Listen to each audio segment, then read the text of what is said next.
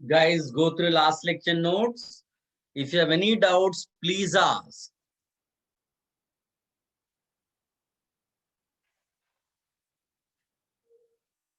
And let me know the last part of the last lecture.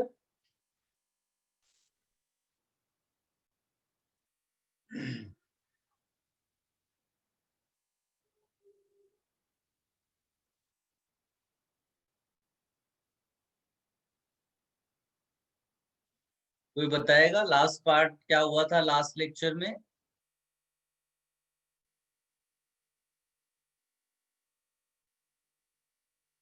Okay, K and PK concepts.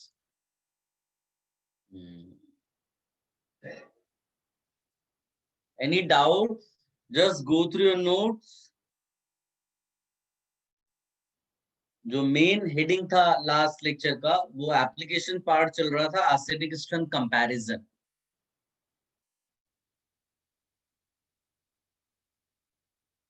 चल मैं एक question लिखता हूँ, उसके थ्रू डिस्कशन स्टार्ट करते हैं.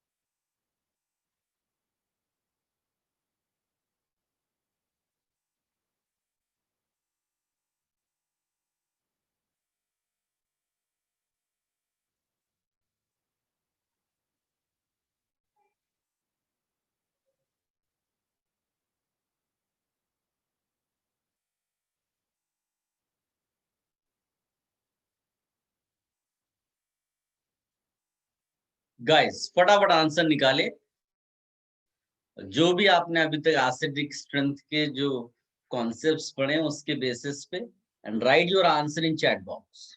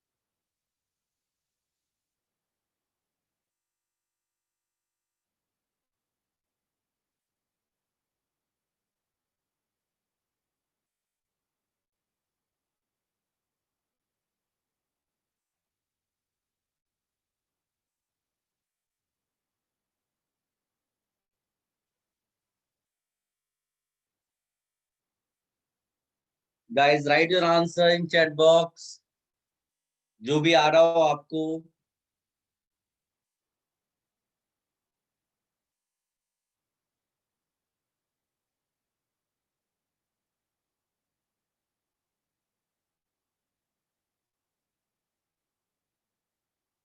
Very good.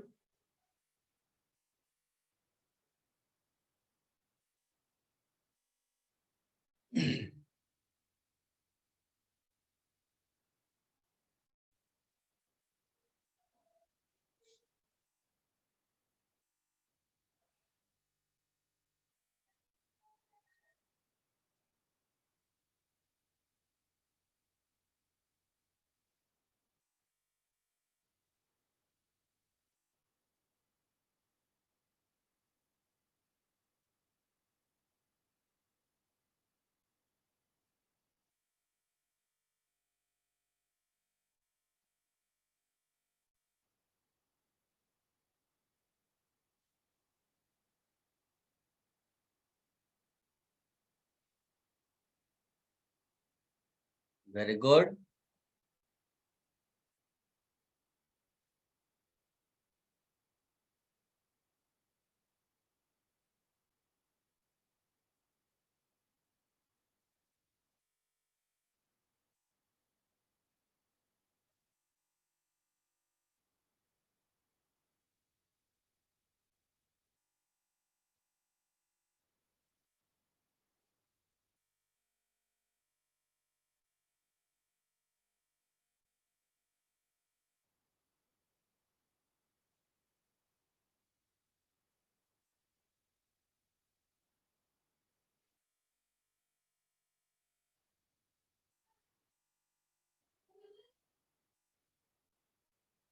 गुड.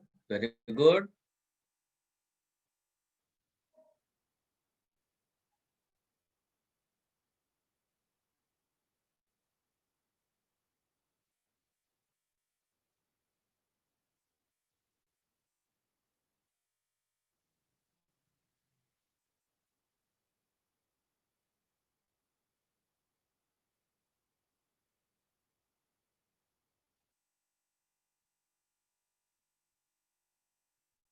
गुड.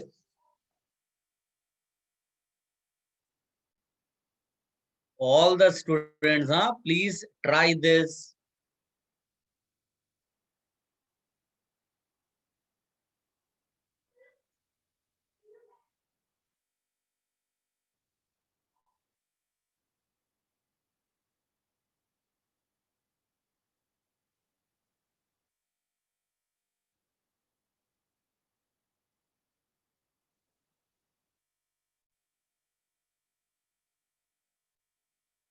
चलिए डिस्कशन कर लेते हैं.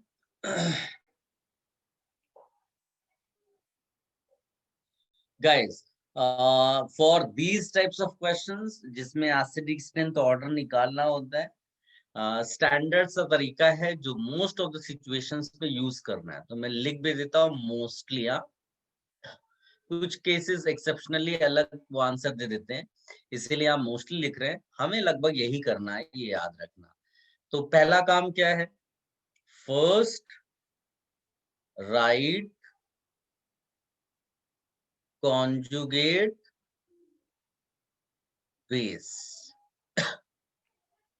जो भी दिया है इसको कॉन्जुगेट बेस लिखना है. तो कॉन्जुगेट बेस इनके क्या होंगे? ये H रिमूव कर दो, H रिमूव कर दो, H रिमूव कर दो, H रिमूव कर दो.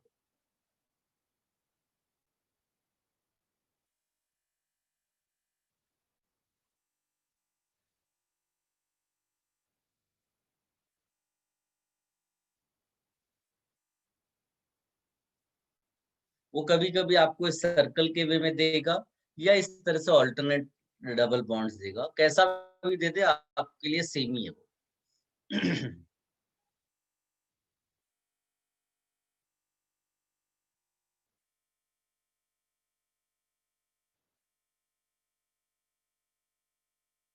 किसी को कोई भी डाउट आता है, यूज योर माइक. और केवल आंसर्स लिखने के लिए चैट बॉक्स का इस्तेमाल करना है.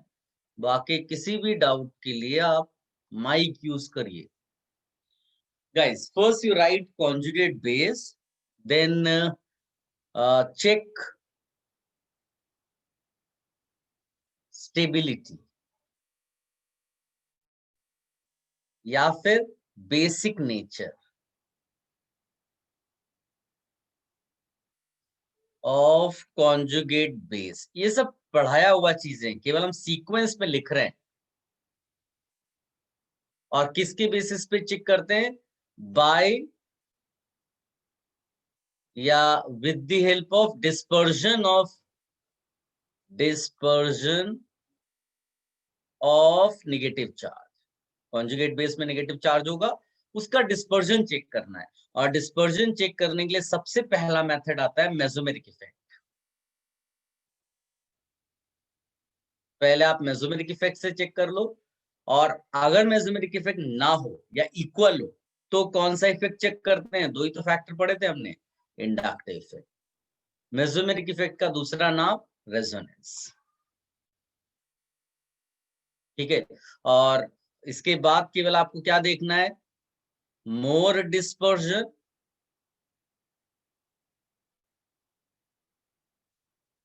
of negative charge, यानी नेगेटिव चार्ज डिस्पर्स्ड हो गया, कॉन्सेंट्रेटेड नहीं है, कॉन्सेंट्रेटेड नहीं है इसका मतलब बेसिक स्ट्रेंथ कम हो गई।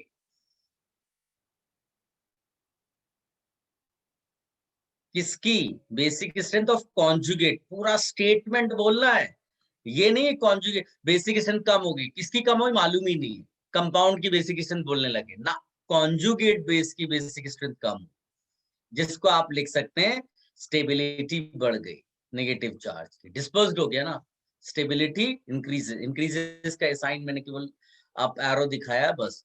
और इससे क्या पता चलेगा कि जो पेरेंट है दैट बिकम्स मोर एसिडिक, ये मैंने पूरा सीक्वेंस में लिख दिया, although we had already discussed all these things, but इस सीक्वेंस में वर्किंग होनी चाहिए to find acidic strength order of compound जो गिवन है, ठीक है।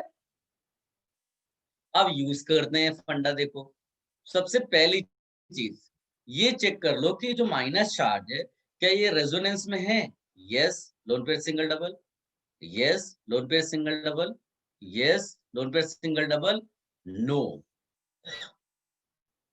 किसमें डिस्पर्जन नहीं हो पाया? फोर्थ केस में, right, no dispersion by this resonance, यानी out of these four cases this fourth one जिसमें आप बोलेंगे सो कॉन्संट्रेटेड हो गया नेगेटिव चार्ज, यानी कि ये मोस्ट बेसिक हो गया, तो इसका पेरेंट क्या हो जाएगा? Least acidic.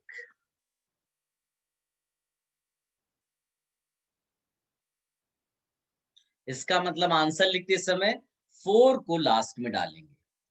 अब आते हैं इन तीन में कंपैरिजन, इन तीन में कंपैरिजन आएगा तो कैसे करें? इन तीन में ये रेजोनेंस तो आंसर डिसाइड नहीं कर रहा। Now what is the difference?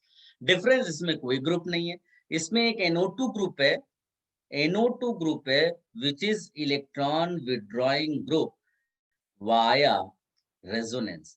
अगर किसी बच्चे को प्रॉब्लम है, हमें कैसे पता चलेगा NO2 ग्रुप इलेक्ट्रॉन विड्रॉइंग है वाया रेजोनेंस? आंसर है चेक नोट्स, 2 बार देखोगे, 4 बार देखोगे, फिफ्थ टाइम जब आप देखोगे, फिफ्थ टाइम आपको देखने की जरूरत ही नहीं पड़ेगी भाई। NO2 अगर आपने 2 बार चेक कर लिया कि इलेक्ट्रॉन विड्रॉइंग है वाया रेजोनेंस, तो फिर आगे क्यों देखना है, वो तो अपने आप ही याद हो जाएगा। आपके नोट्स में क्लियरली मैंने लिखाया है NO2, CN, SO3H, CHO, 4-5 ही फेमस ग्रुप्स हैं रेजोनेंस इलेक्ट्रॉन विड्रॉइंग की, वही एग्जाम में आते रहते हैं, वही क्वेश्चंस में मिलेंगे, तो ये पता चल गया। OCH3 because of its lone pair, ये है electron releasing group via resonance, इसको हम प्लस एम इफेक्ट भी बोलते हैं, इसको माइनस एम इफेक्ट बोलते हैं। सो ये क्या कर रहा है? इलेक्ट्रॉन को अपनी तरफ खींच रहा है, यानी इसमें डिस्पर्जन हो गया, डिस्पर्जन हो गया। आप ऐसा सोचो कि तुम्हारे पास खूब पैसा है, तुम चाहते हो तुम्हारा पैसा तुमसे दूर चला जाए, तो ऐसे दोस्त बना लो जो तुम्हारे पैसे को खींचते हो अपनी तरफ, तुम्हारा पैसा कम हो गया। तुम्हें इससे मतलब नहीं कि पैसा उनके पास जा रहा, तुम्हें इससे मतलब होना चाहिए तुम्हारे पास से पैसे कम हो गए, यानी इस ओर से माइनस चार्ज निकल रहा है, उसी को हम डिस्पर्जन वर्ड देते हैं, डिस्पर्जन। आई थिंक ये क्लियर होना चाहिए। डिस्पर्जन ज्यादा हुआ तो इसका मतलब है वो सिस्टम ज्यादा स्टेबलाइज होगा और उसका पेरेंट ज्यादा एसिडिक होगा। तो आउट ऑफ 3 केसेस इसमें सबसे ज्यादा एसिडिक स्ट्रेंथ आएगी, यानी 2 में। फिर बिटवीन 1 एंड 3, 1 और 3 में, 1 में तो कुछ नहीं हो रहा है और 3 वाले में उल्टा इलेक्ट्रॉन ऊपर की तरफ जा रहा है। याद रखना फोर्थ को हम ऑलरेडी निकाल चुके हैं, वो लीस्ट है, उसको कंपैरिजन अब मत लेके आना, नहीं तो कंफ्यूज हो जाओगे, केवल कंपैरिजन फर्स्ट 3 का चल रहा है। तो इसमें इलेक्ट्रॉन रिलीजिंग ग्रुप लगा है, because of that electron density जो डिस्पर्जन का होना चाहिए ओ का, वो नहीं हो पा रहा उस तरह से। इसका मतलब इसमें ज्यादा कॉन्सेंट्रेटेड चार्ज हो गया, ज्यादा कॉन्सेंट्रेटेड हो गया तो लेस स्टेबल हो गया, less stable conjugate base means parent less acidic, इसका मतलब यहाँ 3 आए और 1 को आप यहाँ डाल दो, ये पूरा एसिडिक स्ट्रेंथ ऑर्डर निकला गिवन कंपाउंड्स का, ठीक है। और वही कंक्लूजन जो हमने बहुत पहले लिखा था वही प्रूव हो गया कि अगर इलेक्ट्रॉन विड्रॉइंग ग्रुप लगेगा तो एसिडिक स्ट्रेंथ बढ़ जाता है, अगर इलेक्ट्रॉन रिलीजिंग ग्रुप लगेगा तो एसिडिक स्ट्रेंथ कम हो जाता है। लेकिन सबसे पहले पहले हमने खाली इंडक्टिव चेक किया था, लेकिन अब हमको क्या चेक करना है? First check resonance. थोड़ा स्पेस कम है, आप मैनेज कर लेना जिस तरह से मैंने लिखा हुआ है, इसको आप अच्छे से कॉपी कर लो। ये एकदम प्रॉपर आपको एक्सप्लेनेशन मैंने दिया है, आप इसको ए टू जेड जितनी चीजें लिखी हुई हर एक चीज लिखना। ये नोट्स 6 महीने बाद भी आपसे बात है कि इस तरह से आंसर निकाला जाता है, ठीक है। कॉपी करो इसको, और कहीं थोड़ा बहुत बीच में डाउट्स हो किसी दो के बीच में तो आप मुझे बता दो।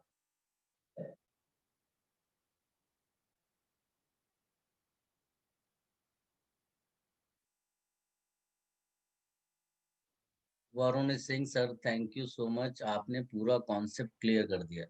कोई नहीं बेटा, आप पूरा इसको अच्छे से लिखो, बिकॉज क्वेश्चंस इस तरह से मैं बहुत सारे भी प्रैक्टिस कराऊंगा, उसमें आपके आंसर्स गलत नहीं होने चाहिए। अल्टीमेटली आपको मार्क्स लेकर आना है, तभी सिलेक्शन होगा।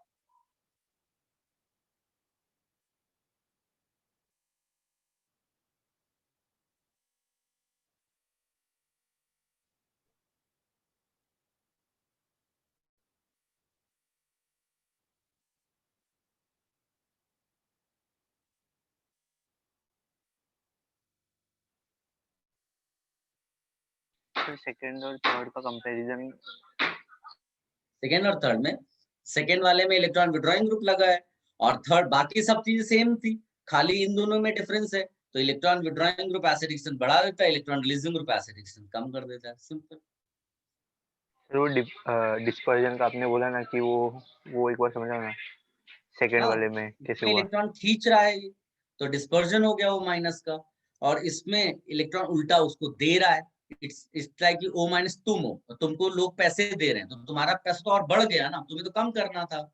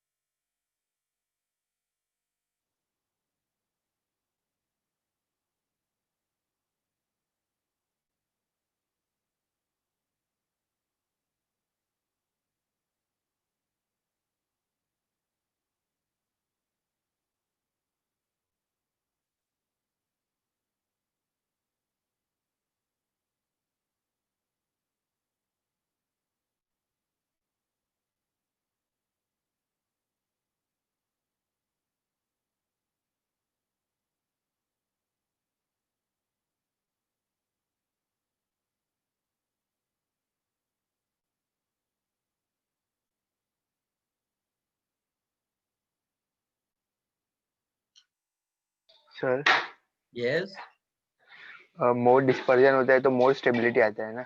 हाँ, ये बिल्कुल याद रख लेना। आपको भले ही समझ में कम आए, लेकिन वो ये नहीं पूछने वाला हाउ व्हाई, आपको वो आंसर तक जरूर पहुंचा देगा। मोर डिस्पर्जन, वर्ड याद रखना, more dispersion means more stable system. जिस चीज की स्टेबिलिटी, यहाँ हम O माइनस की स्टेबिलिटी चेक कर रहे हैं, तो माइनस का डिस्पर्जन जितना ज्यादा होगा उतना वो ज्यादा स्टेबल हो जाएगा कॉन्जुगेट बेस। और उसका इफेक्ट क्या होगा, पेरेंट ज्यादा एसिडिक, बस। सर मेरे को लेकिन ये वाला नहीं समझा। जब मोर स्टेबल होता है तो लेस बेसिक, थोड़ा कंफ्यूजन हो रहा है रिलेट करने में। मोर डिस्पर्जन तो लेस लेस बेस। बेसिक। आप, मैं तुम्हें घरेलू एग्जांपल देता हूँ। मान लो कि ऐसा है, एक तुम हो और एक तुम्हारा दोस्त है, योर फ्रेंड। तुम्हारे पास पॉकेट छोटी है, तुम्हारे दोस्त के पास पॉकेट बड़ी है, पैसा उतना ही है। अनफॉर्चुनेटली थोड़ा अमाउंट में ज्यादा हो गया तुम्हारे लिए, क्यों? क्योंकि तुम्हारी पॉकेट छोटी थी, तो पैसा बाहर गिरने लगा। तो बताओ, चोर या कोई भिखारी उसको, और तुम्हारा, क्योंकि तुम्हारे दोस्त की पॉकेट बड़ी है, तो चोर और भिखारी को किसकी पॉकेट में पैसा नजर आएगा? छोटी पॉकेट में। यानी तुम्हारी। किस, कौन उसको अमीर दिखाई देगा? जिसका छोटा पॉकेट फुल भरा है। इसका छोटा पॉकेट होगा। इसको कहते हैं कॉन्सेंट्रेटेड।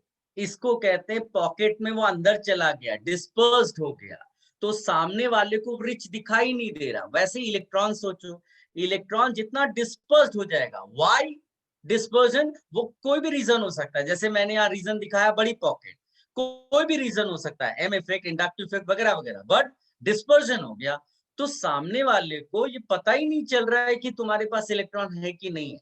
जितना इलेक्ट्रॉन कम हो जाएगा उतना सिस्टम स्टेबल भी हो जाएगा, और उतना, जैसे इसमें मैंने बोला, इसको ये तुम्हारा फ्रेंड लोगों को कम रिच दिखाई देगा क्योंकि उसमें डिस्पर्जन हो गया पैसे का। उसी तरह इलेक्ट्रॉन के टर्म्स में भी, कि जब इलेक्ट्रॉन्स का डिस्पर्जन हो गया तो दिखेगा ही नहीं सामने वालों को इलेक्ट्रॉन, तो वो उसको ज्यादा बेसिक नहीं बोलेंगे, लेस बेसिक बोलेंगे। सिंपल। क्या समझ में आया?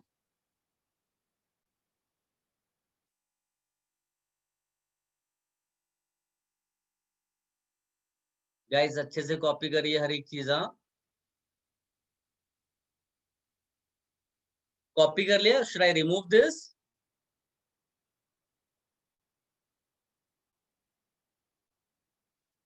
मतलब सर हम लोग भिखारी के पॉइंट ऑफ व्यू से देखेंगे तो जिसका डिस्पर्ज है उसके पास भले ही है ज्यादा, लेकिन डिस्पर्ज के हाँ, कारण कम लेकिन दिखेगा। डिस्पर्जन हो गया ना, पता ही नहीं चल रहा है, वो होल्ड कर पा रहा है, तुम होल्ड ही नहीं कर ओके। पा रहे, तुम्हारे पॉकेट से पैसा गिरा जा रहा है, तो लूटने के लिए लोग आएंगे ही। Okay sir.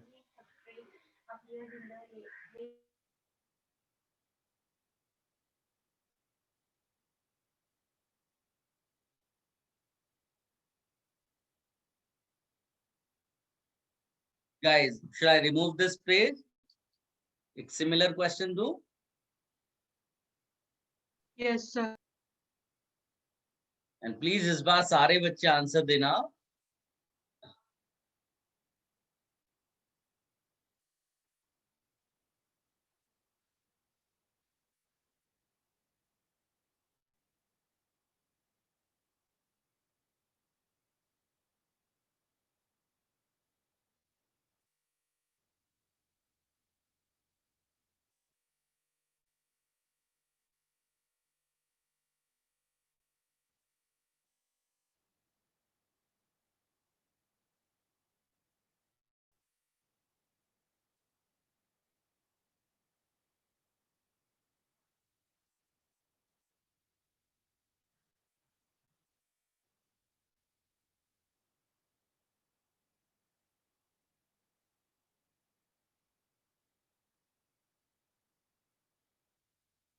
Guys quickly write your answer in chat box.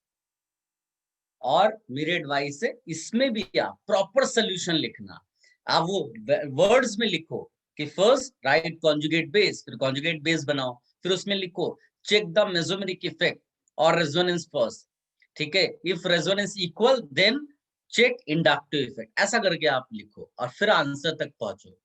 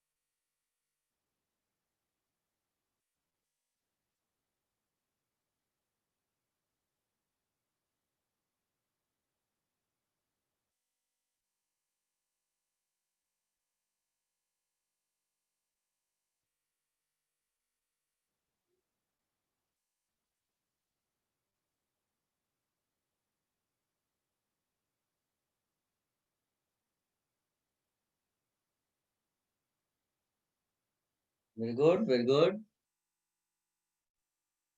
Very good Preet, very good Janvi, very good.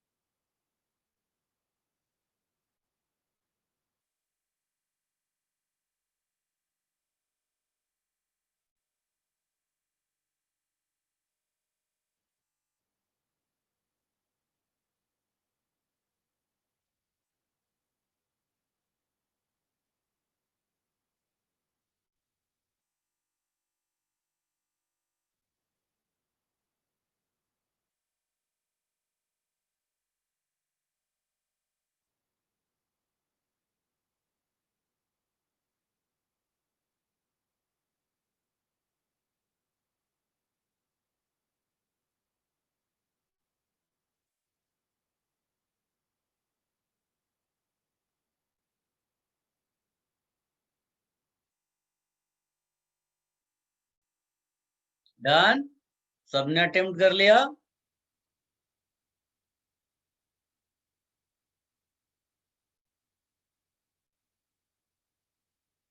चल, इसका भी डिस्कशन करते हैं और देखो आपने ऐसा ही किया है कि नहीं। First you right conjugate base, है ना। देखो मैंने आपको पहले ही बोला मोस्टली हमको यही करना है। एक आध कोई एक्सेप्शनल केस है वो सारे केसेस हम कर लेंगे जो भी बचते हैं इसके अलावा, ठीक है। अदरवाइज आपको जो करना है कॉन्सेप्चुअली वो यही है, right the conjugate base. So first one will give you this, second one will give you this, third one will give you this, fourth one will give you this, ठीक है। अब सबसे पहले क्या करना होता है, इनकी स्टेबिलिटी, डिस्पर्जन या ये सब चेक करने के लिए डिस्पर्जन चेक कर लो, ज्यादा दिमाग ही नहीं लगाना। जितना डिस्पर्जन ज्यादा हो जाएगा यानी यहाँ से हट के डीलोकलाइज हो जाएगा, उतना ज्यादा कंपाउंड उसका पेरेंट ज्यादा एसिडिक हो जाएगा, ये याद रखना। इसमें डिस्पर्जन हुआ बाय रेजोनेंस, इसमें डिस्पर्जन हुआ बाय रेजोनेंस, इसमें डिस्पर्जन हुआ by resonance, dispersion by resonance, इसमें भी रेजोनेंस, इसमें भी रेजोनेंस। इसमें क्या लिखोगे, no no resonance, because lone pair single double मिल ही नहीं रहा आपको। नो रेजोनेंस मींस डिस्पर्जन हुआ या कॉन्सेंट्रेटेड हो गया। कॉन्सेंट्रेटेड। यस, मोर कॉन्सेंट्रेटेड मींस ये मोर बेसिक हो गया, या फिर आप इसको बोलोगे लेस स्टेबल। और इसका पेरेंट क्या हो जाएगा, लीस्ट एसिडिक एमंग फोर। इतना किसी को कोई डाउट है, फोर सबसे बाद में इधर लिखना पड़ेगा। बताइए, anybody having any confusion, any doubt?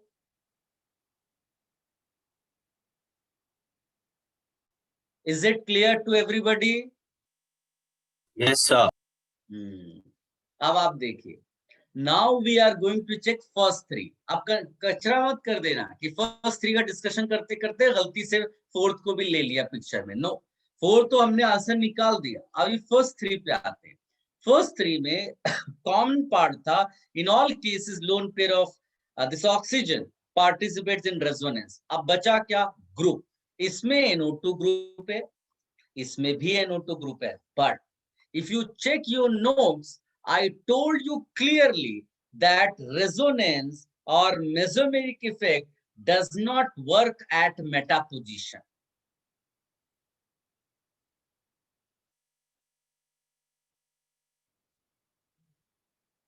किससे मेटा पोजीशन? जिसका डिस्पर्जन चेक करना है। यानी यहां पर आपका रेजोनेंस वर्क नहीं करेगा NO2 का, ऑल्दो हमको पहले रेजोनेंस चेक करना है। NO2 रेजोनेंस वाला ग्रुप है, लेकिन वो O माइनस के रिस्पेक्ट में मेटा पोजीशन पे है, मेटा पोजीशन पे रेजोनेंस वर्क नहीं कर पाता। तो यहाँ केवल इसके लिए लिखेंगे electron withdrawing group via inductive. क्या इतना सबको समझ में आया?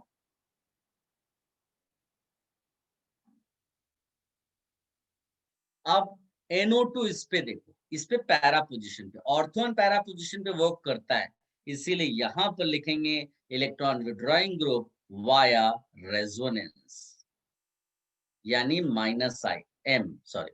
तो बताओ, in which case negative charge will be maximum dispersed? बता सकते हो किसमें O माइनस का नेगेटिव चार्ज ज्यादा डिस्पर्स्ड हो जाएगा? वेरी गुड, सेकेंड केस में, क्योंकि इसमें रेजोनेंस के थ्रू उसका O माइनस का इलेक्ट्रॉन खींचा जा रहा है, इसमें इंडक्टिव के थ्रू खींचा जा रहा है, और इसमें खींचा ही नहीं जा रहा है। तो बताइए कि इनमें ऑर्डर अगर मेरे को डिस्पर्जन का लिखना हो, तो डिस्पर्जन का ऑर्डर क्या हो जाएगा? सेकेंड में सबसे ज्यादा डिस्पर्जन, फिर फर्स्ट में, और सबसे खराब डिस्पर्जन तीन में थर्ड वाले का। आई होप ये समझ में आया। और डिस्पर्जन जितना ज्यादा होगा, पेरेंट का एसिडिक स्ट्रेंथ क्या हो जाएगा? वैसा ही। increase. समझ में आया कि नहीं? जैसा डिस्पर्जन कॉन्जुगेट बेस में होगा, उस पेरेंट का एसिडिक स्ट्रेंथ भी वैसे ही निकलता है। तो ये हो जाएगा 2 ग्रेटर देन 1 ग्रेटर देन 3। अब देखो, कॉन्सेप्ट स्किप करके भी आंसर्स निकाल रहे हैं हम लोग। हमने बेसिक वगैरह कुछ लिखा ही नहीं कॉन्जुगेट का, हमने डिस्पर्जन देखा और सीधे आंसर। तो ये एक्सपीरियंस आते आते आप बहुत फटाफट आपके आंसर्स निकलेंगे।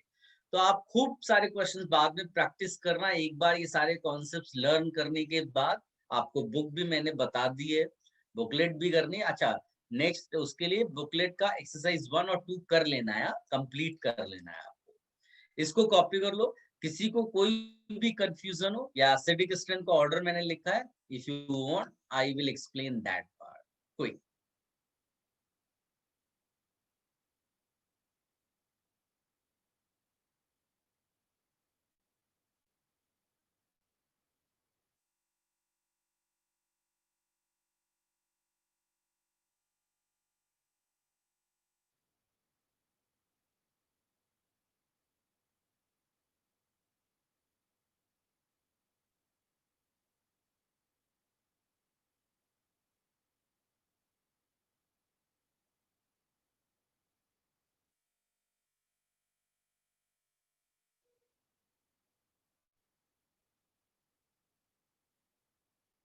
सर यस, सर हर केस में इंडक्टिव इफेक्ट रेजोनेंस से कम पावर का होगा? नहीं, Cl वाला बताया था ना, हेलोजेंस में, उसमें केवल इंडक्टिव का इफेक्ट ज्यादा हो जाता है, बाकी सब में रेजोनेंस ही चेक करते हैं। Okay sir. सारे बच्चे नोट्स चेक कर सकते हैं, वहां सब कुछ लिखा हुआ है। हाँ, मैंने नोट करके सब लिखाए हुए हैं कि डोमिनेट कौन सा इफेक्ट करता है। अब हम एप्लीकेशन पार्ट कर रहे हैं।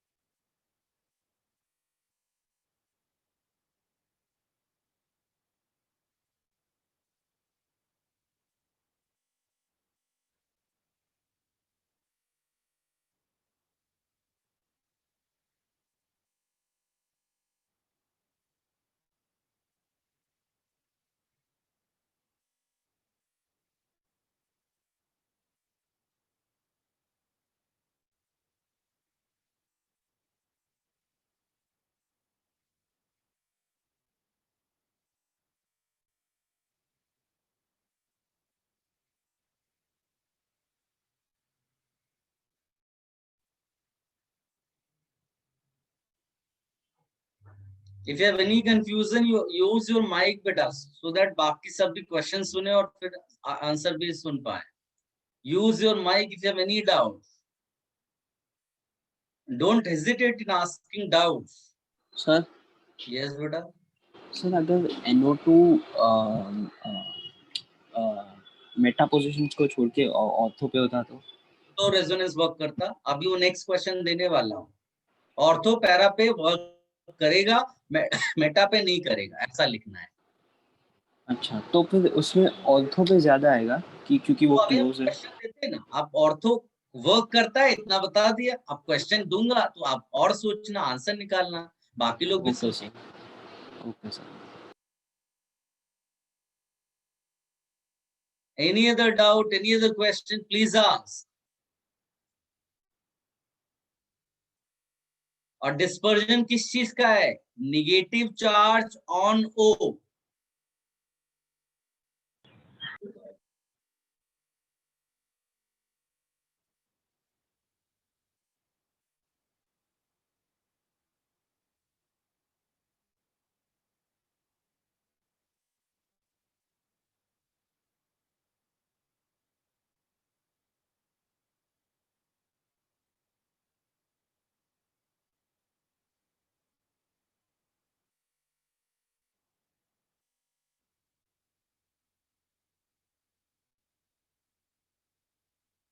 Should I remove this बेटा?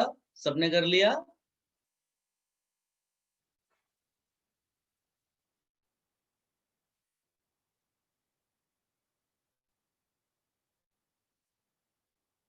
If you all have copied, let me know. Huh?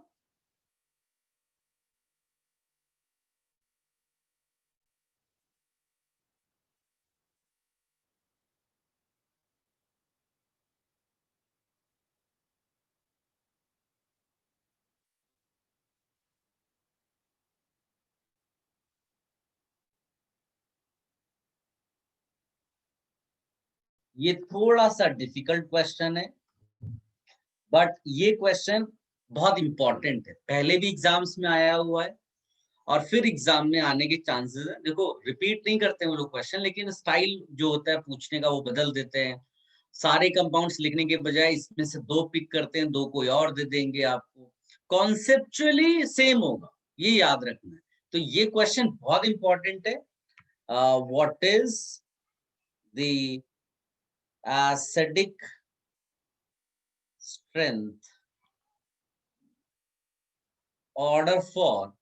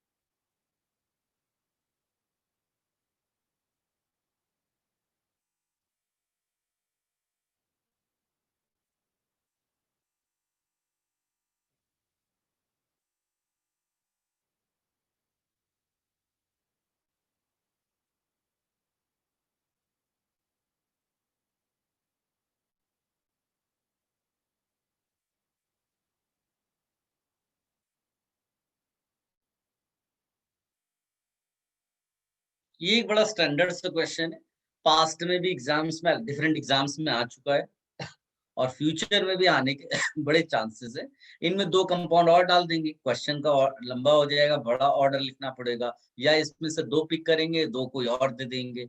तो इस तरह से वो क्वेश्चन चेंज करके पूछते हैं. तो इसको आप अच्छे से निकालो. इसमें एक केमिकल बॉन्डिंग का कॉन्सेप्ट भी यूज होगा. ठीक है, आप अपनी तरफ से आंसर निकालना. स्टाइल कैसे निकालते हैं वो मैंने ऑलरेडी बताया हुआ है. ज्यादा इधर उधर नहीं सोचना है, पहले नॉर्मल तरीके से आंसर निकालो. Write your answer in chat box and then we will discuss. P means para, O means ortho, M means meta. Quickly find the answer.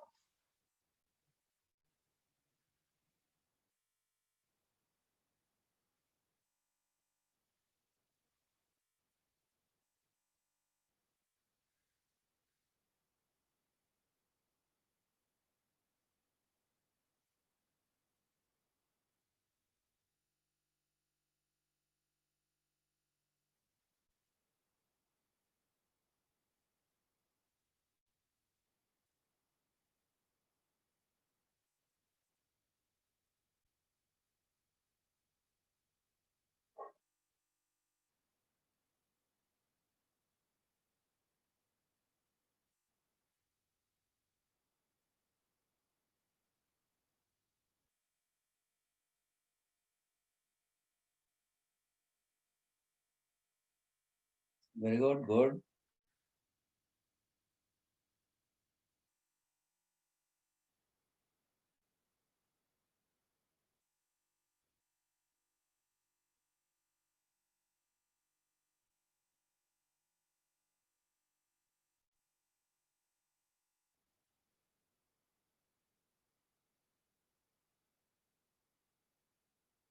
Good, very good.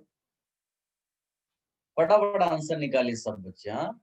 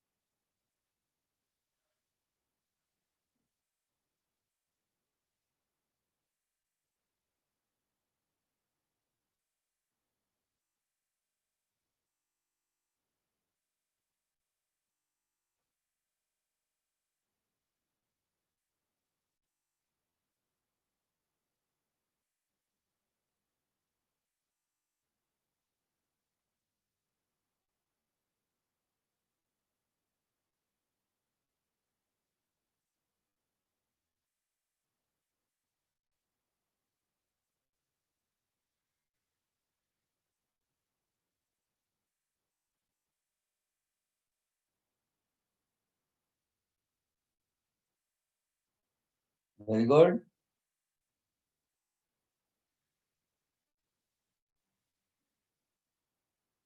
Good,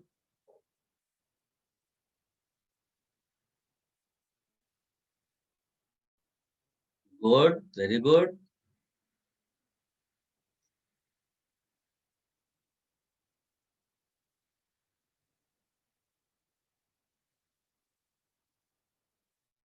All of you, please write the answer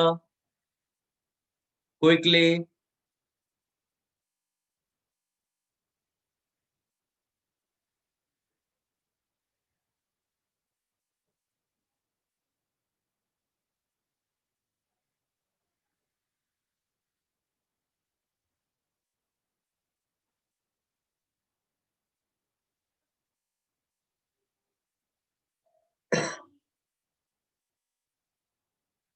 If you all have attempted, should I discuss?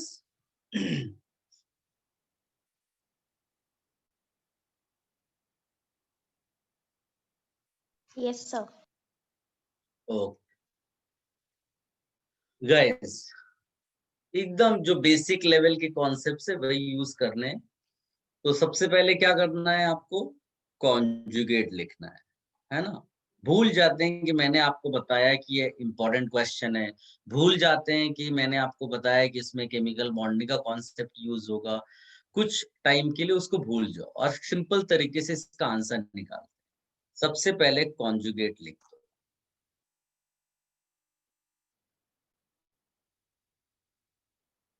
सबके conjugate लिख देते हैं।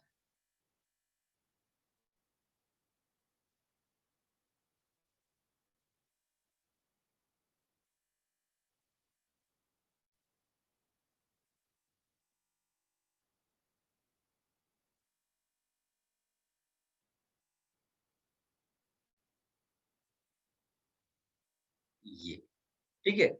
इन all cases if you see, पहली चीज तो अगर direct आप सोचोगे ना तो these are the three cases where you find electron withdrawing group NO2। थोड़े टाइम के लिए ये सोचना भूल जाए कि इंडक्टिव से कि रेजोनेंस से, but in all three cases, first three cases you find electron withdrawing group. कहां पर नहीं है electron withdrawing group? Fourth case में। सब में रेजोनेंस हो रहा है O का। आप ध्यान से देखो, इन ऑल केसेस O- का लोन पे रेजोनेंस में है, ठीक है। बट तीन केसेस में you find electron withdrawing group, इसमें नहीं है, नो इलेक्ट्रॉन विड्रॉइंग ग्रुप। बाकी फैक्टर सब सेम है, केवल विड्रॉइंग ग्रुप प्रेजेंट नहीं है। इसका मतलब इसमें डिस्पर्जन मिनिमम है। Is it clear? क्या ये Yes, sir. सबको समझ में आया? हाँ। तो मिनिमम डिस्पर्जन का मतलब होता है लीस्ट स्टेबल कॉन्जुगेट। तो बताओ इसका पेरेंट क्या हो जाएगा? Least acidic.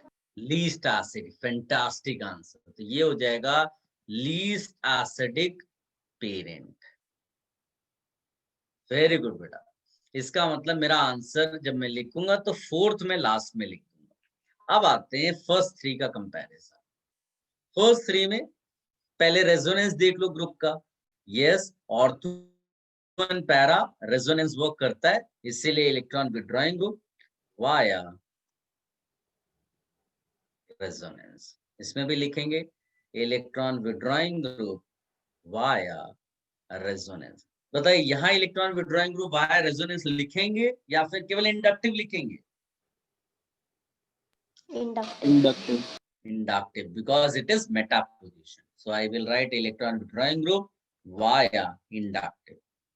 तो दो में रेजोनेंस है, दो में रेजोनेंस है विथड्रॉइंग, एंड थर्ड में केवल इंडक्टिव है। इसका मतलब out of 3 cases in which case dispersion is minimum, out of 3 cases in which case dispersion of third one. Yes, तो अगर 3 केसेस में इसमें ये मिनिमम डिस्पर्जन में जा रहा है तो फिर इसका कंपाउंड भी लेस एसिडिक होगा जो पेरेंट होगा। So I will write here third. Now the competition is between 1 and 2। 1 और 2 के बीच में अगर आप देखोगे तो इसमें बराबर रेजोनेंस, इसमें भी बराबर रेजोनेंस, इक्वल रेजोनेंस है। ठीक है, इक्वल रेजोनेंस है तो नेक्स्ट फैक्टर क्या चेक करोगे? पोजीशन। इंडक्टिव। तो ये तो फैक्टर्स पढ़े अभी हमने, इंडक्टिव। तो इसमें भी इलेक्ट्रॉन विथड्रॉइंग ग्रुप है वाया इंडक्टिव, फैक्टर तो दोनों ही वर्क करेंगे। और इंडक्टिव इफेक्ट डिस्टेंस डिपेंडेंट होता है, याद रखना, जबकि रेजोनेंस डिस्टेंस डिपेंडेंट नहीं होता। वाया इंडक्टिव यहां भी विथड्रॉ। बताइए किसमें इंडक्टिव ज्यादा वर्क करेगा? पास में जाकर इलेक्ट्रॉन खींचना या दूर से इलेक्ट्रॉन खींचना? सेकंड में, पास से। सेकंड में। तो बताइए इन दोनों में से डिस्पर्जन किसमें ज्यादा होना चाहिए? O माइनस का डिस्पर्जन बताइए किसमें ज्यादा हो जाएगा? सेकंड। सेकंड। सेकंड में। तो किसका पेरेंट ज्यादा एसिडिक होगा? सेकंड। सेकंड। सेकंड। ये आंसर होना चाहिए था, should be the answer as per normal concepts. But मैंने बोला था ना केमिकल बॉन्डिंग का कॉन्सेप्ट यूज होता है, बट जो एक्सपेरिमेंटल डेटा है वो ये है। तो question arises why change in the answer? तो उसका एक्सप्लेनेशन है जो केमिकल बॉन्डिंग में स्पेशल कॉन्सेप्ट आपने लर्न किया है, if you recall, intramolecular hydrogen bonding. क्या याद है? Intra molecular hydrogen bond. तो आप बताइए अगर इंट्रामोलिकुलर हाइड्रोजन बॉन्ड आएगा तो इस H का रिलीज होना डिफिकल्ट हो जाएगा कि इजी हो जाएगा? बोलिए। डिफिकल्ट हो जाएगा। भाई तुम बाहर जाना चाहते हो घर का, लेकिन कोई मेंबर है जो तुम्हें बाहर जाने नहीं दे रहा है। लेकिन ऐसा नहीं कि हाइड्रोजन बॉन्ड कोई बहुत स्ट्रॉन्ग बॉन्ड है, it's a weak bond, it's a weak bond. So weak bond है तो इसमें कोई प्रॉब्लम नहीं होनी चाहिए और इतना ज्यादा चेंज नहीं करेगा एसिडिक स्टेट में। तो खाली थोड़ा सा चेंज हुआ है बिटवीन 1 and 2, बाकी सब सेम रहा। ठीक है, तो slight different answer because of intramolecular hydrogen bond. ये केमिकल बॉन्डिंग का कॉन्सेप्ट यूज किया, बाकी सारी चीजें वही थी। तो आप सबसे पहले ये आंसर लिखना, इसको निकालना, भले ये गलत है बट इसको कॉन्सेप्चुअली यहाँ तक पहुंचो, फिर आप बताना कि there is little change in the answer because of intramolecular hydrogen bond in orthonitrophenol. बस और कुछ नहीं। पूरा कॉपी कर लो, थोड़ा बहुत कंफ्यूजन है तो आप बोलो। तो थोड़ा क्या बेटा? सेकंड का नहीं समझा सेकंड का नहीं समझा मतलब? कि ये इन्वर्टेड कैसे हो गया सेकंड टू 1? बोला ना इंट्रामोलिकुलर हाइड्रोजन बॉन्ड यहाँ पर आ रही, जबकि यहाँ इंट्रामोलिकुलर हाइड्रोजन बॉन्ड नहीं पॉसिबल है। Since intramolecular hydrogen bond is possible तो इसका H रिलीज बिकम्स डिफिकल्ट। तो H निकलेगा ही नहीं तो एसिडिक स्ट्रेंथ कहाँ से आएगी? ठीक है, और बोलिए, और किसी को डाउट है?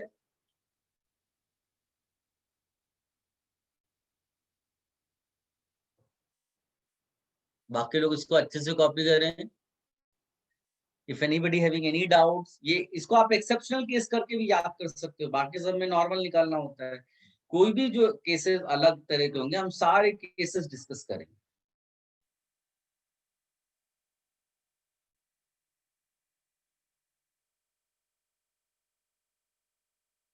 लेक्चर आज 2 आवर्स का है, सो अगर किसी को बीच में कुछ 2-3 मिनट्स का ब्रेक चाहिए तो आप बता देना, वरना we will continue.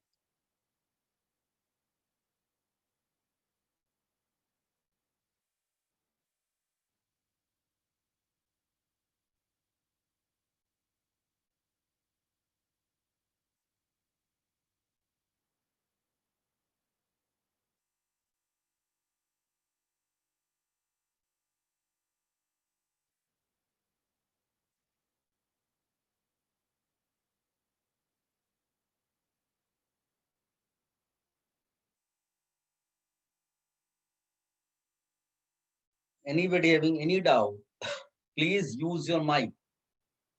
Sir, Yes बेटा। तो हम लोग ये कंक्लूड कर सकते हैं कि कोई कंपाउंड में अगर इंट्रामोलिकुलर हाइड्रोजन बॉन्डिंग होगा तो उसका एसिडिक स्ट्रेंथ कम हो जाएगा। नहीं, ऐसा कंक्लूड नहीं कर सकते। इस पर्टिकुलर एग्जाम एक्सेप्शनल का मतलब क्या होता है कि एकाध ऐसे केसेस होंगे तो उनको अलग से डील करते हैं। Okay sir.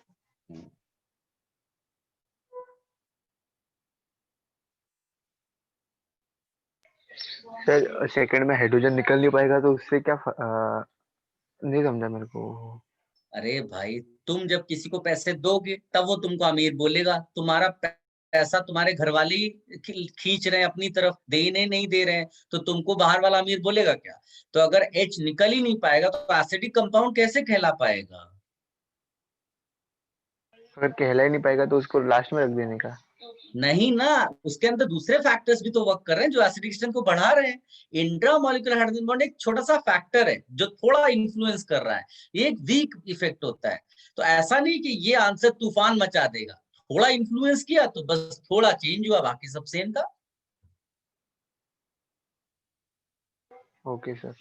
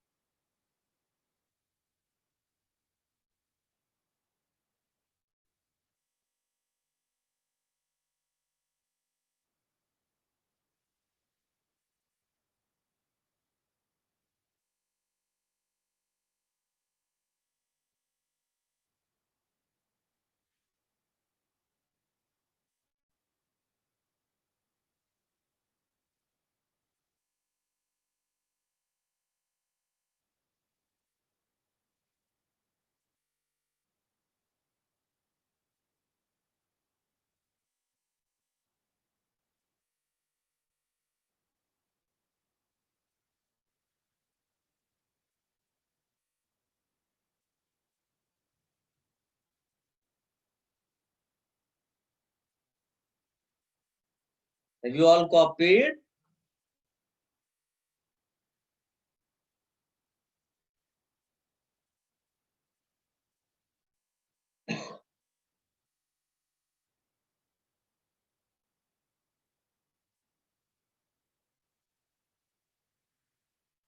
Okay guys, I believe आपको काफी कुछ समझ में आ गया अभी, है ना? तो एक थोड़ा अलग सा क्वेश्चन है, आप पहले उसको अटेम्प्ट करो, आंसर मत देखना, बुकलेट का क्वेश्चन में दे रहा हूं, and then I will discuss with the help of that question. एक छोटी सी चीज और बतानी है। तो फर्स्ट यू अटेम्प्ट एक्सरसाइज 1 का question number 16 A and B. Exercise 1 GOC का exercise 1 16th question, A and B.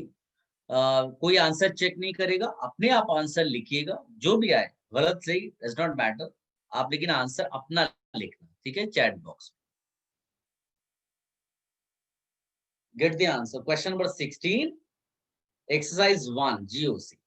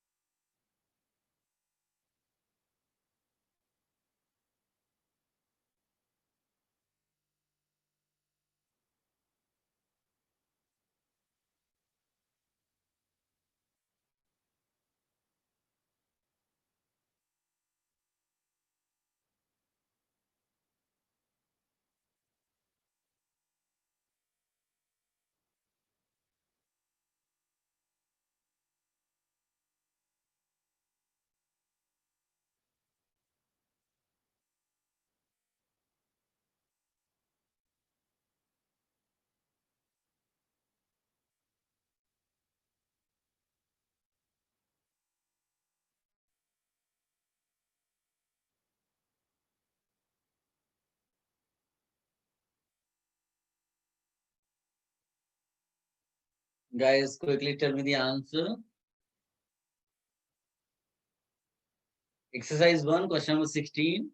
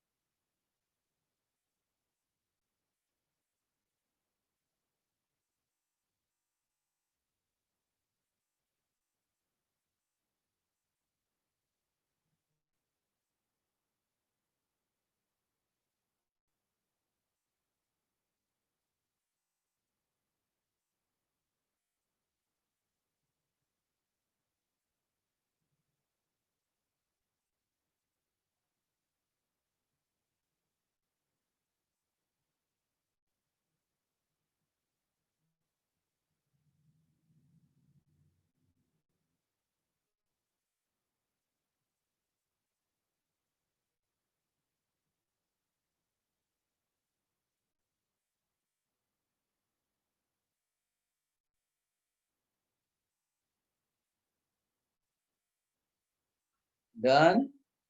सबने अटेम्प्ट कर लिया?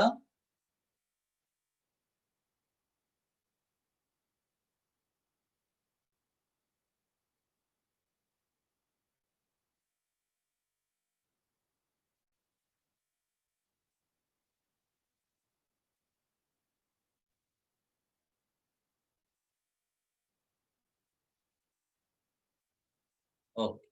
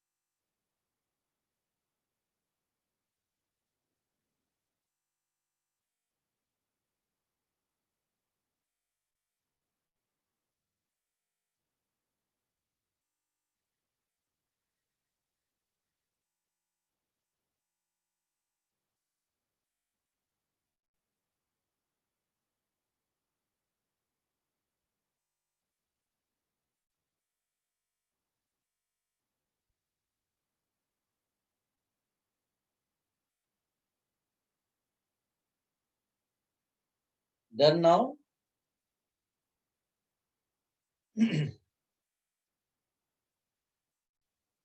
Yes sir. चल, हाँ, डिस्कशन करते हैं और एक सब हेडिंग करके आप डालिएगा. इससे आंसर्स आपको सब पता चल जाएंगे. हेडिंग इसमें आप डाल सकते हैं सब heading acidic and comparison for different category of compound. Category बदल दिया आपने.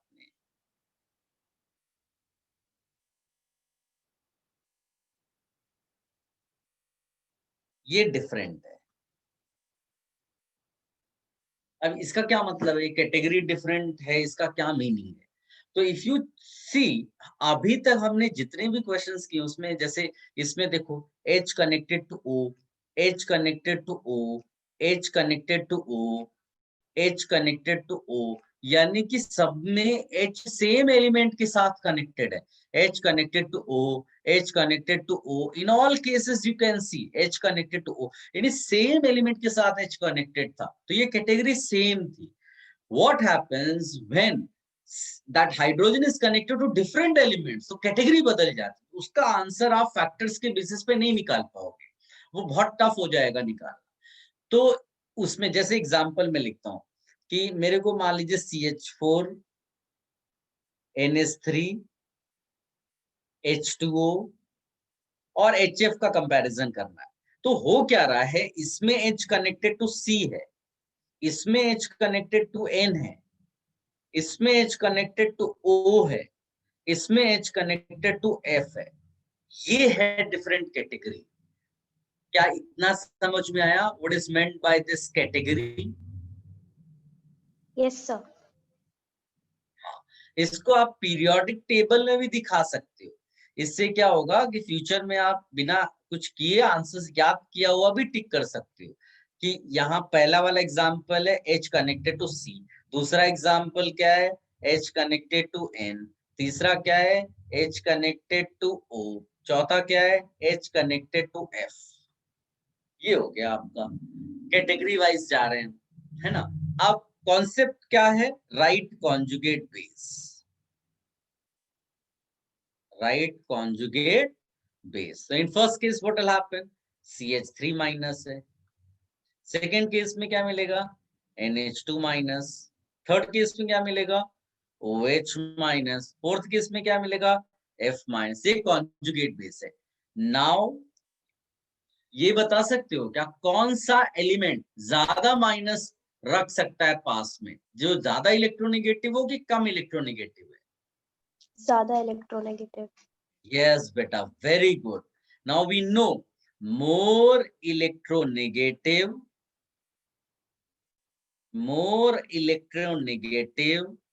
atom can hold negative charge more. जो ज्यादा होल्ड कर पाएगा, यानी वहां डिस्पर्जन ज्यादा हुआ तभी तो होल्ड हुआ, नहीं तो बाहर नहीं गिर जाएगा. छोटा पॉकेट बड़ा पॉकेट का एग्जांपल सोच लो. तो जितना ज्यादा डिस्पर्जन हो जाएगा उतना वो ज्यादा स्टेबल हो जाएगा.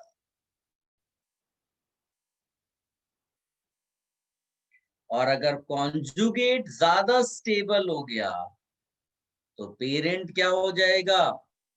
More acidic. More acidic. तो स्ट्रेट आंसर आपका निकलेगा ये. और इसको आप पीरियोडिक टेबल में याद करने के लिए लिख दो कि as you move from left to right, H connected to element becomes more acidic. यानी यहाँ लिखेंगे acidic strength increases. ठीक है. इसमें कोई कंफ्यूजन तो बोलो, नहीं तो पहले आप इसको कॉपी कर लो, फिर हम लोग डाउन ग्रुप वाला भी केस कर लेंगे. सर मेरे को जो आपने स्टेटमेंट लिखा है उसमें डाउट है. क्या डाउट है बोले ना.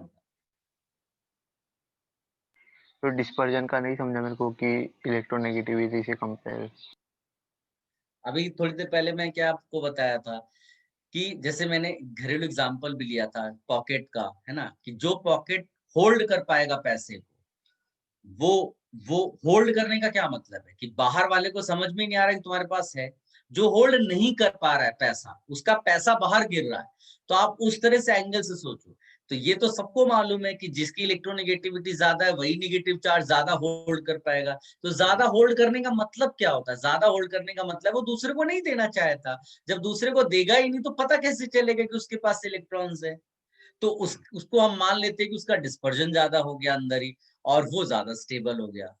आप कोई भी एक चीज स्किप कर सकते हो. अगर आपको डिस्पर्जन समझ में नहीं आ रहा तो आप खाली स्टेबिलिटी डील कर लो. वो भी हमको मालूम है कि ज्यादा स्टेबल अगर कॉन्जुगेट है तो पेरेंट ज्यादा एसिडिक होगा. किसी भी एक से आप डील कर लो, क्योंकि ये स्टेटमेंट तो हर बच्चे को मालूम है. More electronegative atom can hold negative charge. तो होल्ड करने का मीनिंग क्या है? होल्ड करने का मीनिंग है वो सिस्टम ज्यादा स्टेबल है relatively. Is it clear? Yes sir.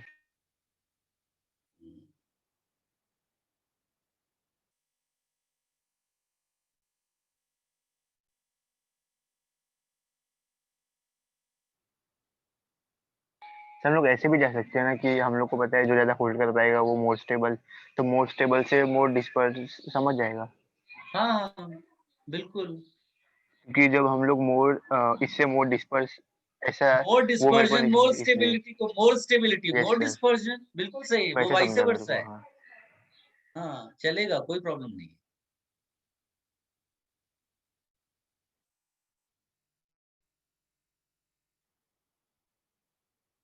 सबने कर लिया?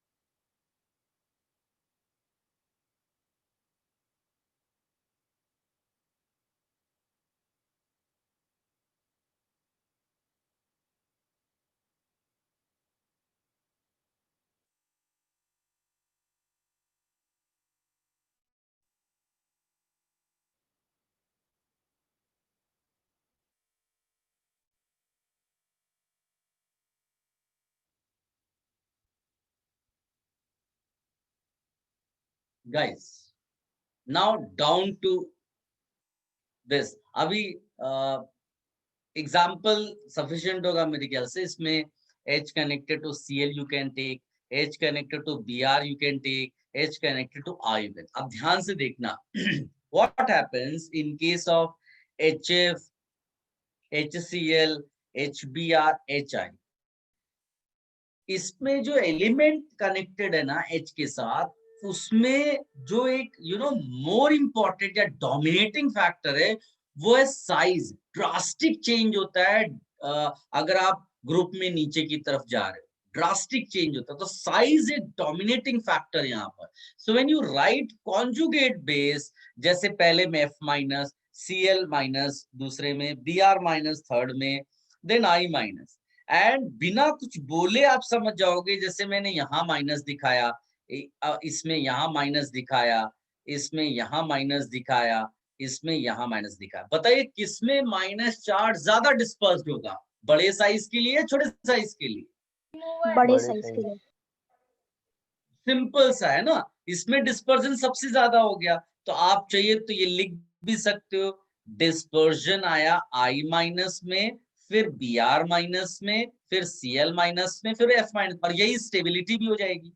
ठीक है, तो पेरेंट क्या हो जाएगा, सेम मैनर में इसकी एसिडिक स्ट्रेंथ जाएगी, यानी कि HI सबसे ज्यादा एसिडिक होगा, फिर HBr, फिर HCl, फिर HF। अब इसको कंक्लूजन में भी लिख सकते हैं पीरियोडिक टेबल में कि डाउन द ग्रुप अगर गए तो एसिडिक स्ट्रेंथ बढ़ता है। देखो नॉर्मल जो प्रॉपर्टीज पढ़ते हो ना पीरियोडिक टेबल में, पीरियोडिक प्रॉपर्टीज, उसमें क्या होता है कि अगर लेफ्ट टू राइट कोई चीज बढ़ रही है तो टॉप टू बॉटम वो चीज कम हो जाती है। बट इसकी खास बात देखो कि यहाँ भी एसिडिक स्ट्रेंथ बढ़ रही है और यहाँ भी एसिडिक स्ट्रेंथ बढ़ रही है। तो that is a special part of this. Problem क्या हुआ, यहाँ साइज फैक्टर इतना चेंज नहीं होता, इसलिए electronegativity was the dominating factor. यहाँ इलेक्ट्रोनेगेटिविटी डोमिनेटिंग फैक्टर क्यों नहीं है, क्योंकि साइज बहुत ज्यादा चेंज होता है। तो आप पहले इसको कॉपी कर लेना, फिर आप बोलो तो मैं पेज चेंज कर दूं, उसको भी कॉपी कर लेना।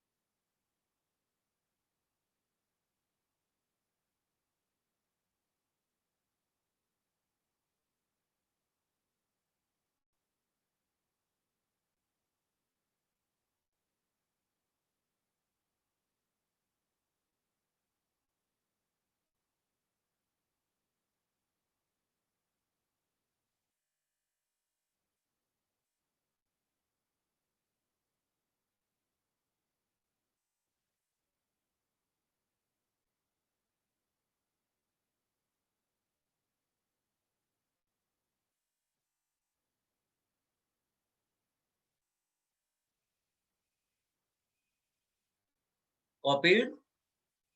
ये चीज यहाँ लिखना, dispersion is more because of the greater size.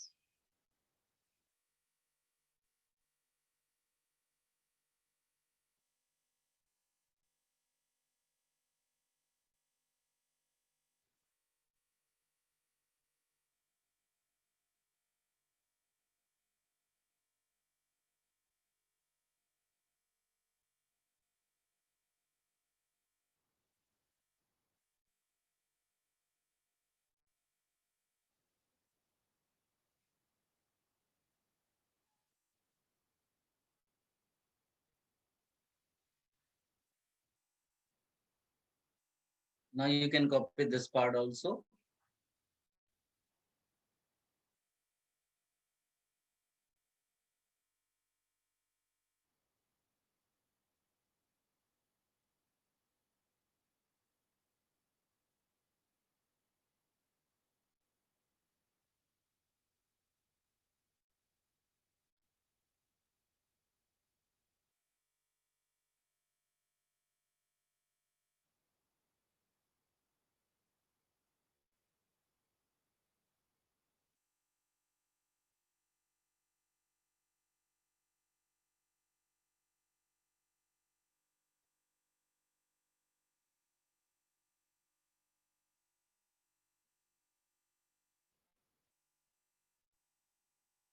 Last slide, okay, ये वाला।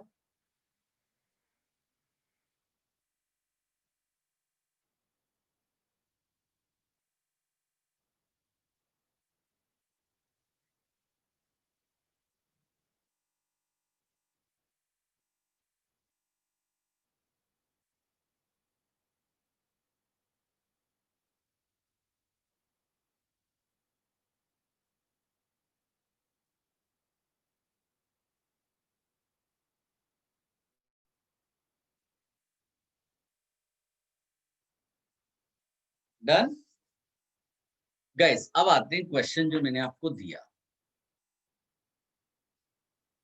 Now see, CH4 NH3 H2O HF, ये तो कर लिया सबने, फर्स्ट क्वेश्चन था, इसका आंसर भी हो चुका है ना, अभी अभी डिस्कशन किया। अनफॉर्चुनेटली जो सेकेंड क्वेश्चन है, ऐसा वो लोग चीटिंग करते हैं या कुछ आपको ऐसा फंसा देते हैं, ध्यान से देखना इसमें मिस्टेक क्या लोग करते हैं। जैसे one compound is CH3OH, one compound is CH3NH2, one compound is CH3CH3 and one compound is CH3F। What is the problem, जब कोई स्टूडेंट इसको देखता है CH3F, तो उसको इसकी फीलिंग आ जाती है।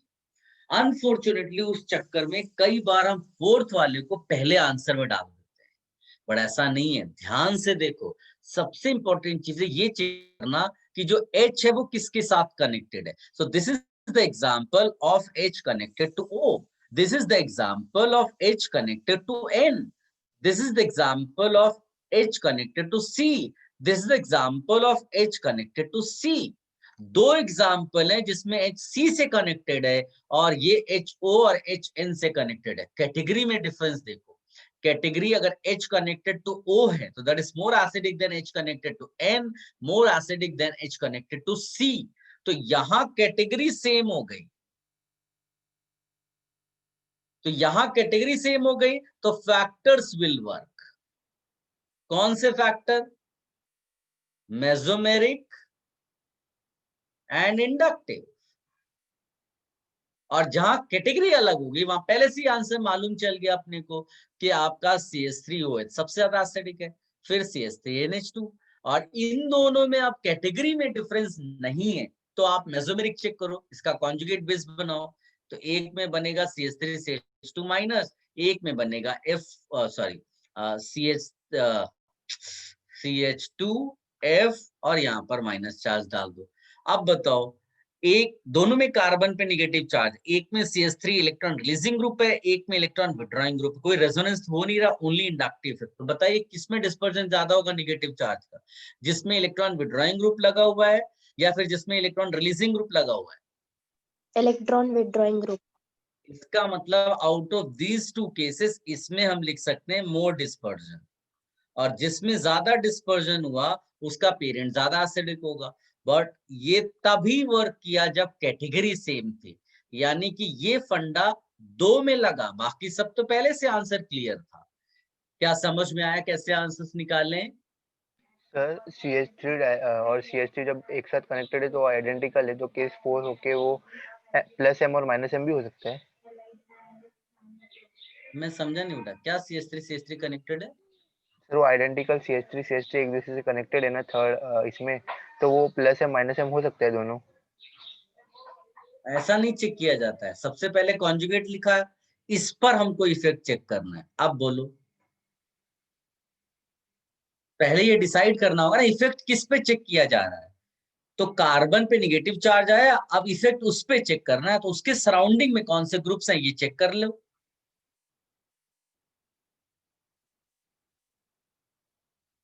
कोई कंफ्यूजन? सर मतलब आपने बोला था ना बेंजीन से कनेक्ट करके, तो आइडेंटिकल में आपने एक केस लिया था अरे जिसमें भाई, प्लस, वो एक मेरे को नहीं मिनट समझ, एक कंफ्यूजन मिनट हो रहा है। एक मिनट एक मिनट बेटा, एक मिनट। कौन सी चीज कहाँ यूज करनी है ये क्लियर होना चाहिए। क्या यहाँ पूछा गया है कि चेक करो कि कौन रेजोनेंस शो कर रहा है, क्या ये ग्रुप्स हैं या कंपाउंड्स हैं? तो कोई चीज हमने कहीं किसी चीज के लिए किया था जिसका यहाँ कोई लेना देना नहीं है, तो यहाँ क्यों वर्क करेंगे? हम यहाँ बेंजीन क्यों लगाएंगे? वो तो ऑलरेडी कंपाउंड्स दिए हुए हैं। तुम जिसकी बात कर रहे हो वो एक टाइप की एप्लीकेशंस थे जिसमें चेक करना होता था कि कोई ग्रुप्स दिए हो तो वो रेजोनेंस करेंगे नहीं करेंगे, ये पता करने के लिए बेंजीन रिंग कनेक्ट करते थे। यहाँ तो कोई लेना देना ही नहीं उसका।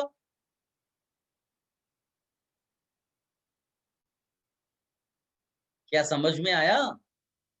सर मतलब थर्ड में ये हो रहा है क्या, माइनस ऊपर है मतलब प्लस आई इफेक्ट हो रहा है। ये कार्बन माइनस था एक, इस पे अपने को फैक्टर इफेक्ट चेक करना है, इसके सराउंडिंग में मिथाइल ग्रुप था। अब हमको मालूम है कि methyl group plus I effect का ग्रुप है। बताओ अब इसके आगे मैं क्या बताऊं तुम्हें? ओके सर समझा, मेरे को वो कंफ्यूजन हो रहा था कि आइडेंटिकल प्लस माइनस, लेकिन अभी समझा कि डिफरेंस वो एप्लीकेशन में। ऐसा कुछ उल्टा सीधा ऐसा नहीं होना चाहिए कि इलेक्शन अमेरिका में हुआ और सुबह उठ करके पापा से पूछ रहे हैं कि बताओ प्रेसिडेंट कौन बना इंडिया का। तो वो एब्सर्ड चीज हो जाएगी, कोई लेना देना नहीं है उनका। नो सर कंफ्यूजन था इसलिए अभी क्लियर हुआ। चलो ठीक है, और किसी को कोई डाउट है?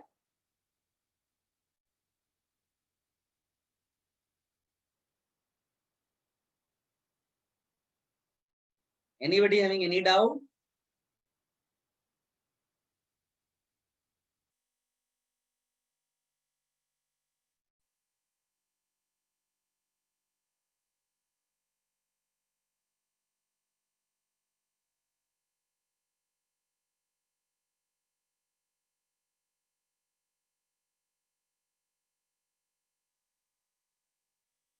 चल, ये हो गया। तो काफी चीजें आपने एसिडिक स्टन से रिलेटेड लर्न कर ली। Should I remove everything? ये हटा दें, सबने कॉपी कर वन लिया? Second sir. ओके।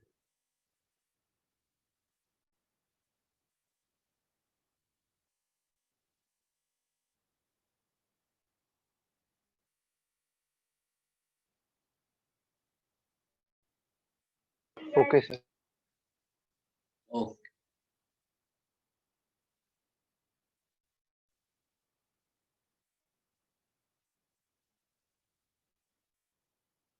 गाइस, अभी एसिडिक स्टन से रिलेटेड हमने बहुत सारी चीजें पढ़ ली।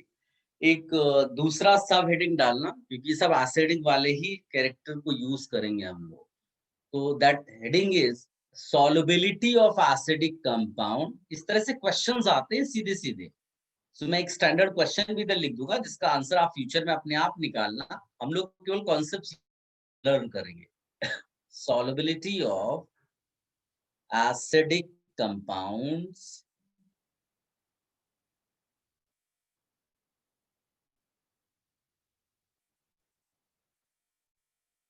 इन डिफरेंट, जो बेसिक सॉल्यूशंस हैं, हाँ? जैसे एक सोल्यूशन दिया हो सकता है NaOH, एक दिया हो सकता है आपको सोडियम बाई, ये स्टैंडर्ड वाले हैं। हाँ, एग्जाम और भी आ सकते हैं बट यूजुअली इनसे काम चलता है अपना, तो मैं डिस्कशन इसी पे करूंगा, लेकिन उसको जनरलाइज वे में भी आपको लिख लेना है।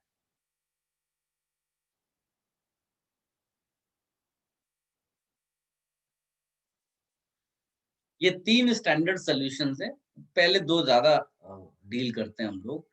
सो we have to check whether a given compound is soluble in NaOH or not. We have to check whether a given compound is soluble in sodium bicarbonate solution or not, इस तरह से। तो एक स्टैंडर्ड क्वेश्चन भी मैं यहाँ लिख देता हूँ। ये इंटीजर टाइप में आता है, ये 1 और मोर देन 1 में भी आता है, सिंगल ऑप्शन तो बन ही सकता है।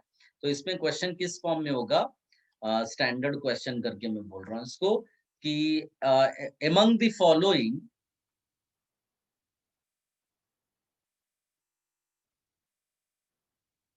the number of compounds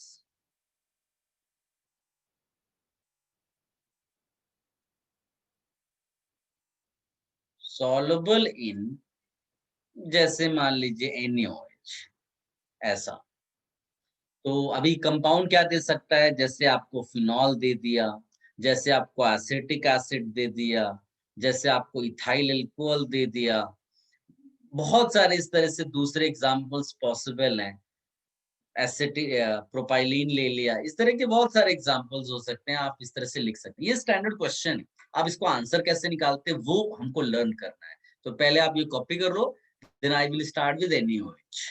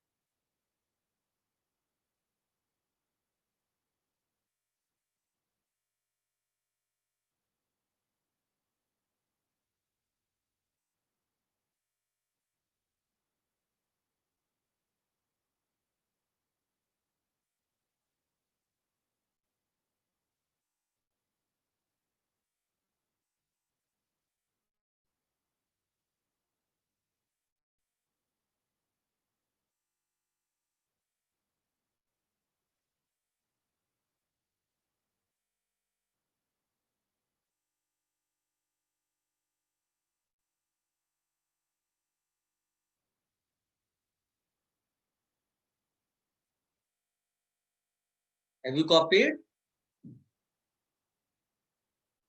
Yes, sir. Okay.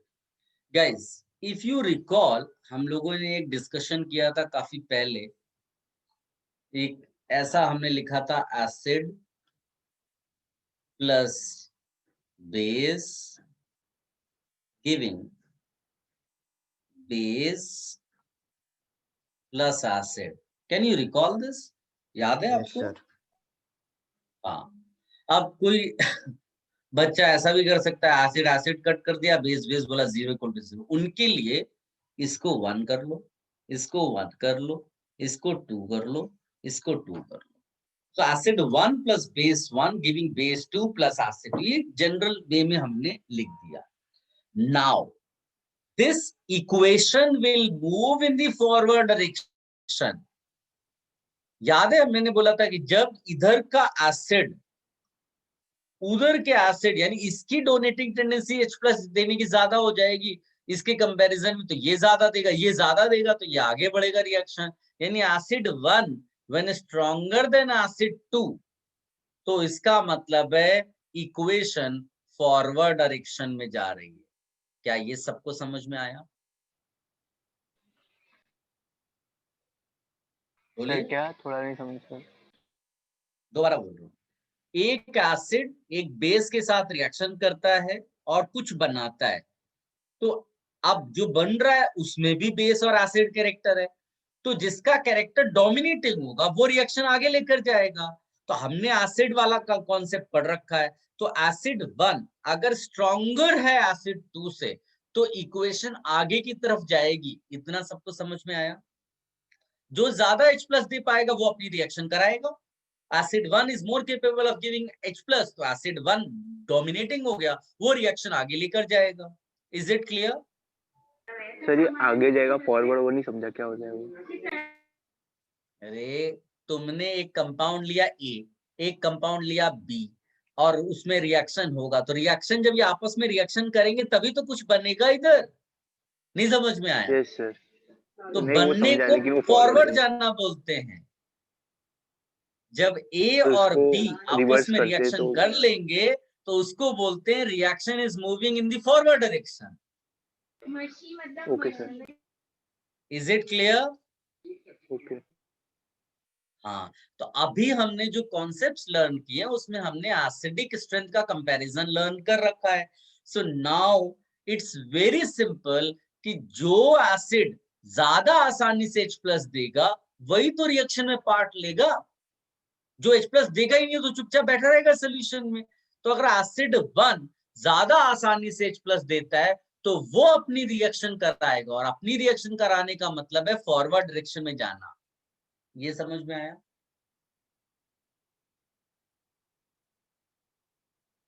बोलो बेटा, तभी तो मैं आगे बढ़ूंगा। नहीं तो आप अच्छा। इसको रटा भी सकते हो, आप इसको रट सकते हो कि अगर एसिड बेस का रिएक्शन हो रहा हो और प्रोडक्ट में आप एसिड आइडेंटिफाई कर लो, रिएक्टेंट में आइडेंटिफाई कर लो, जिस जिस रिएक्टेंट का अगर एसिड ज्यादा स्ट्रॉन्गर है तो उसकी रिएक्शन होगी, और अगर प्रोडक्ट का एसिड ज्यादा स्ट्रॉन्गर है तो उसकी रिएक्शन होगी।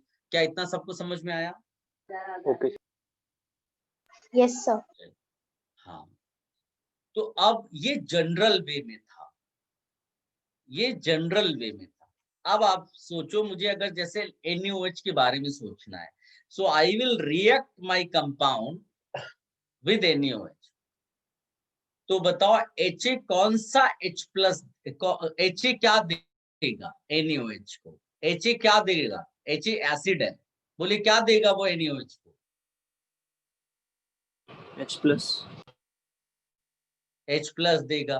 तो H+ जब NaOH को मिलेगा तो वो बना देगा H2O, और इधर जो बच गया उसको Na लिख दो। ठीक है, यानी कि रिएक्टेंट में Ha एसिड है और NaOH के रिएक्शन करने के बाद प्रोडक्ट में कौन सा एसिड बना? H2O।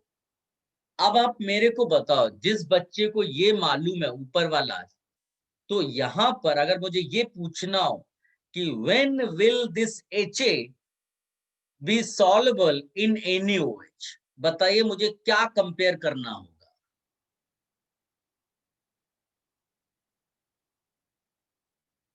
एसिडिक बोलो बेटा, किसका? भाई तो पूरा बोलो। Ha और H2O का। यस, यानी मुझे अगर ये दिखाना हो कि Ha NaOH में सॉल्युबल है, रिएक्शन कर रहा है, तो मुझे ये प्रूफ करना होगा कि Ha which is given acid is stronger than H2O which is formed acid। I hope सबको समझ में आया होगा। तो इसको एज अ स्टेटमेंट हम लोग लिख लेंगे। क्या स्टेटमेंट लिखेंगे? कि compound Ha will be soluble in NaOH solution if compound Ha is more acidic than H2O। इसीलिए हम लोगों ने पहले एसिडिक स्ट्रेंथ का कंपैरिजन लर्न किया, ठीक है, सो दैट अब उसके फर्दर एप्लीकेशंस आपको पता चले, क्योंकि जितना आप आगे बढ़ोगे एडवांस लेवल के क्वेश्चंस बनते चले जाएंगे। तो इसको पहले आप कॉपी कर लो, फिर मैं 3 क्वेश्चंस लिखता हूं और पहले आप सोचो, फिर उसका एक्सप्लेनेशन देता हूं।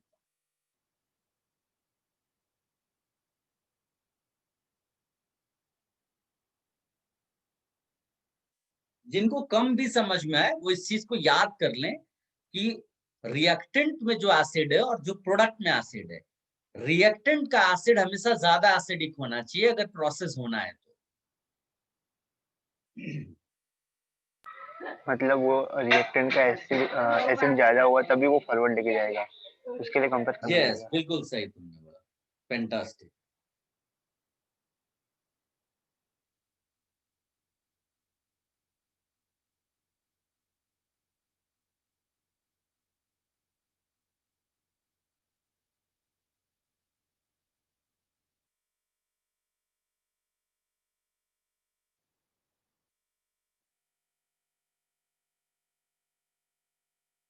कोई सब्स्टिट्यूशन वगैरह की रिएक्शन नहीं, जो बताया जब उस पे ही फोकस करो।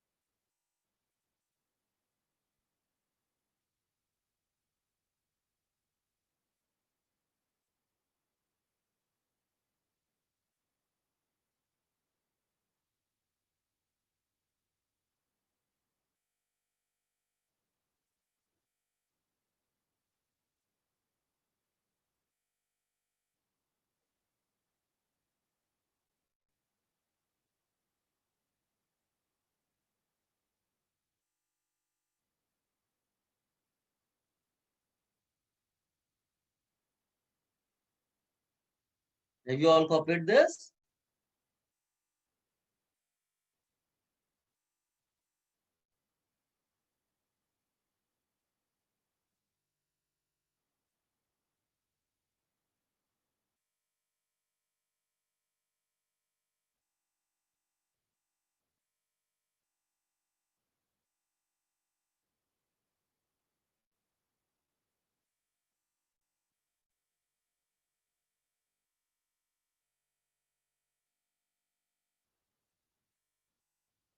सबने कॉपी कर लिया? Should I remove this?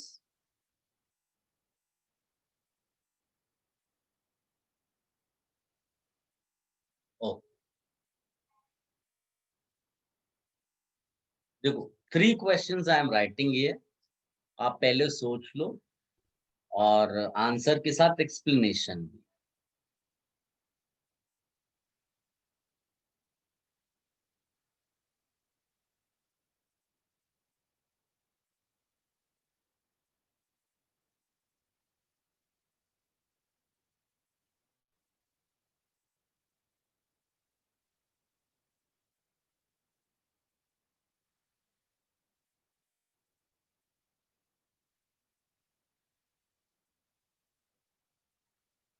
यहाँ सॉल्बिलिटी का मतलब है रिएक्शन। हाँ,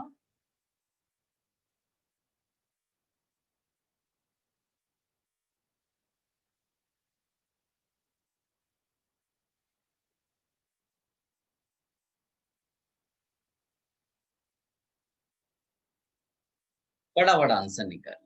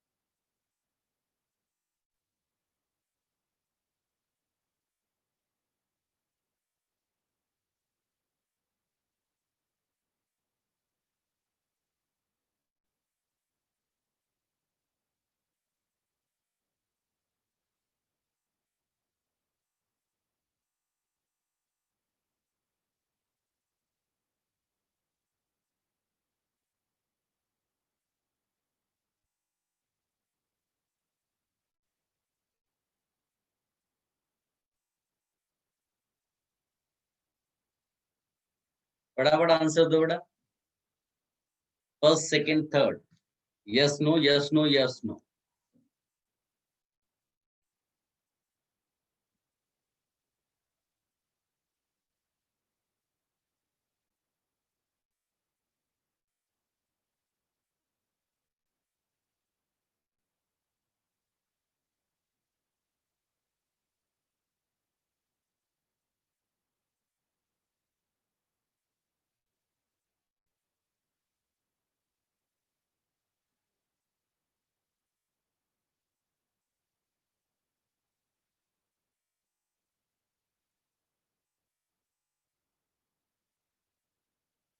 वेरी गुड,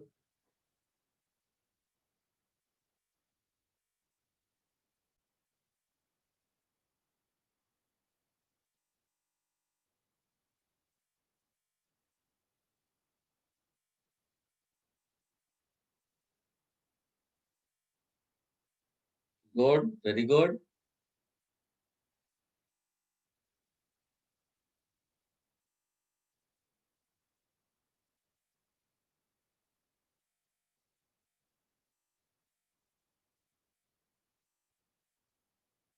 तीनों आंसर एक साथ दीजिए, हाँ, नहीं तो फिर कंफ्यूजन हो जाएगा आप किसका आंसर कौन सा है। Very good Aditya, very good.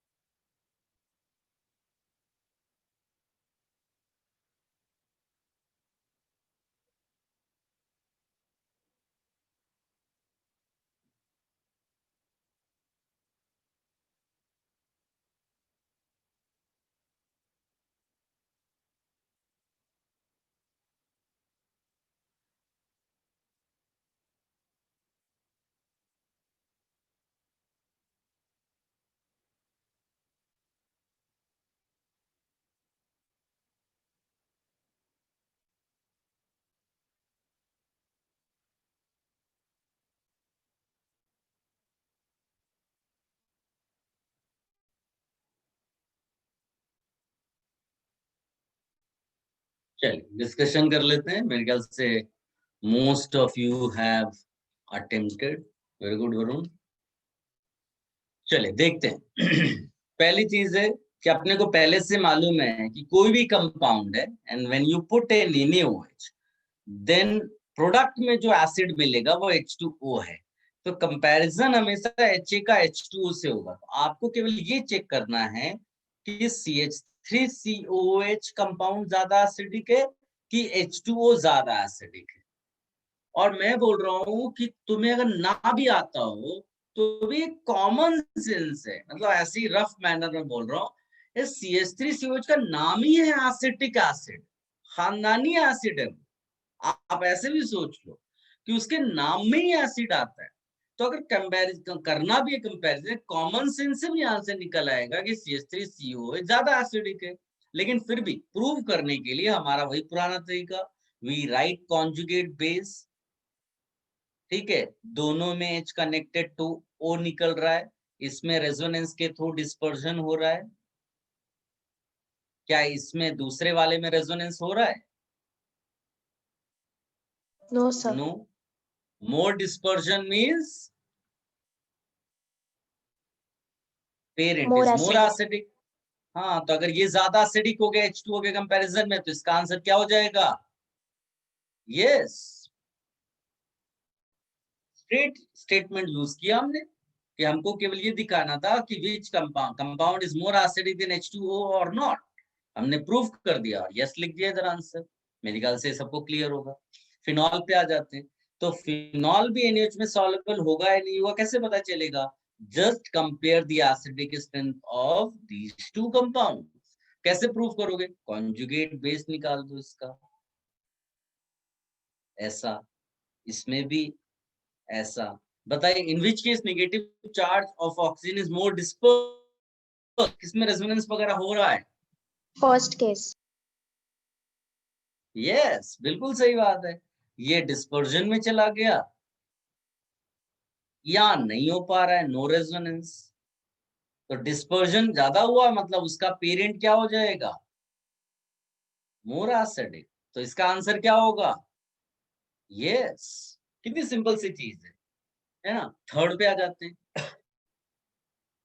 Third वाले में कंपैरिजन करना है CH3 CH2OH का, और कंपैरिजन करना है H2O का। बहुत सिंपल है, इसका भी कॉन्जुगेट बेस बनाया, CH3 CH2O माइनस किया, इसका भी कॉन्जुगेट बेस बनाया। बताइए किसमें नेगेटिव चार्ज O का रेजोनेंस कर रहा है,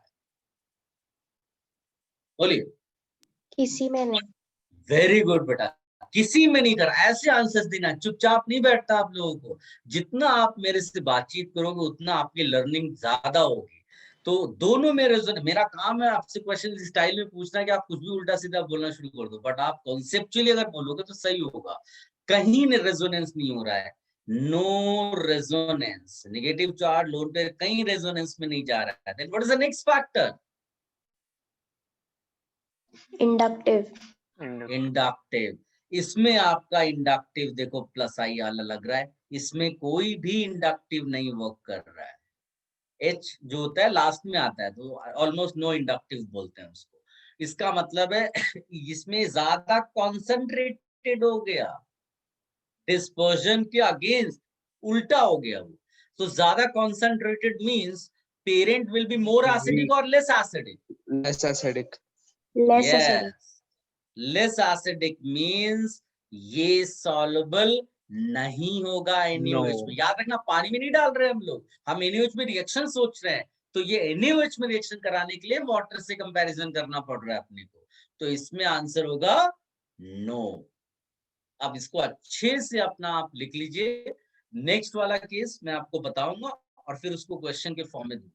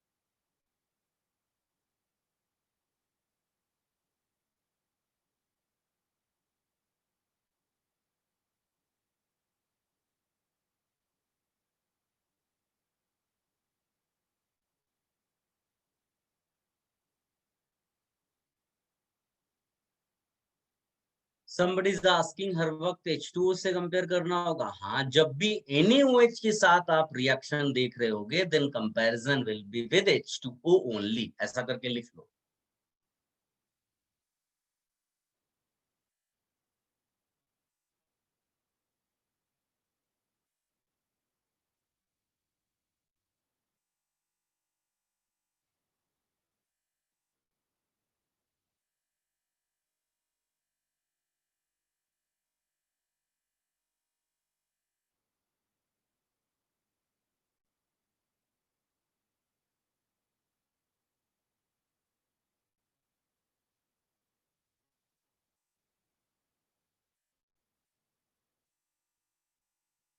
Should I remove this?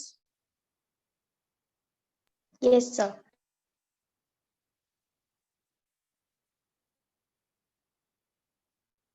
Guys, अब हम लोग NaHCO3 के पॉइंट से सोचते हैं। मैं आपको एक्सप्लेन कर देता हूं और फिर 3 क्वेश्चन लिखूंगा इसी स्टाइल में, आप उसको घर से करके लेकर आना और साथ में एक्सरसाइज 1 और 2 अटेम्प्ट कर लेना पूरा। मतलब कल नहीं डिस्कशन करेंगे, बट आप अटेम्प्ट करके रखिएगा एक्सरसाइज 1 एंड 2। मेरे ख्याल से कल भी लेक्चर है अपना।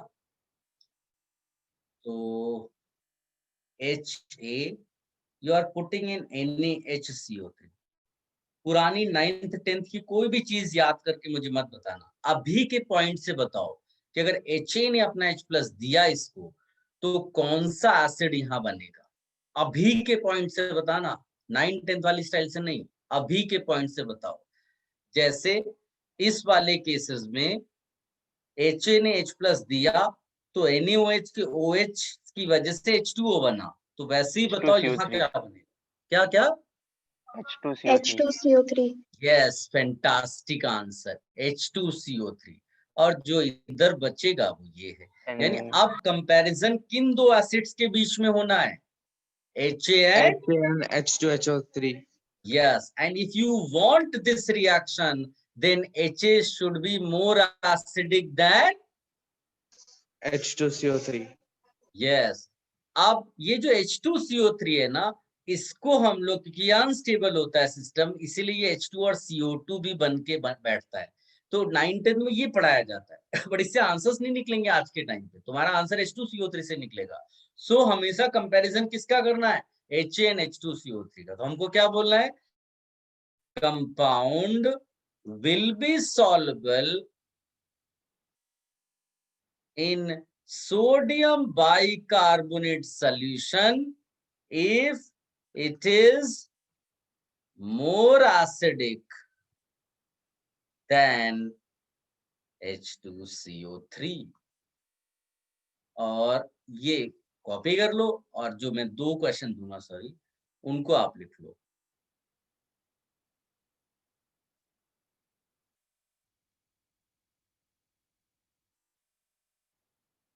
दो स्टाइल से क्वेश्चन पूछते हैं, दोनों स्टाइल से मैं लिख देता हूं। दोनों का निकालने का आंसर एक ही तरीका है।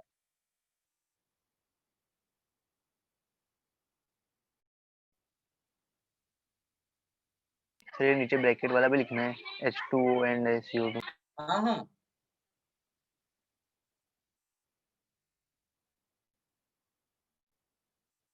क्योंकि दूसरे क्वेश्चन के लिए देखोगे तभी तो समझ में आएगा क्वेश्चन। ऑल्दो आंसर निकालने का स्टाइल सेम है, बट क्वेश्चन का स्टाइल बदल जाता है।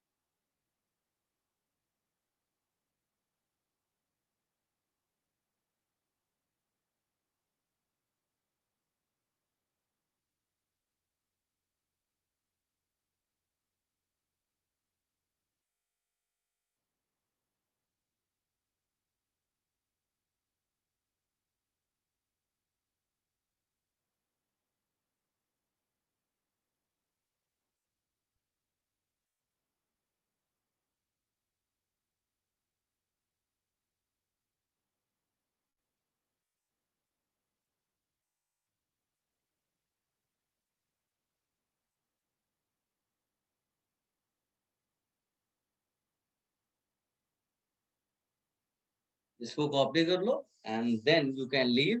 और एक्सरसाइज 1 और 2 आप स्लोली उसको अटेम्प्ट करिएगा, और कल लेकिन ये 2 क्वेश्चन का डिस्कशन जरूर होगा, इसको आप आज ही कर लेना जाकर।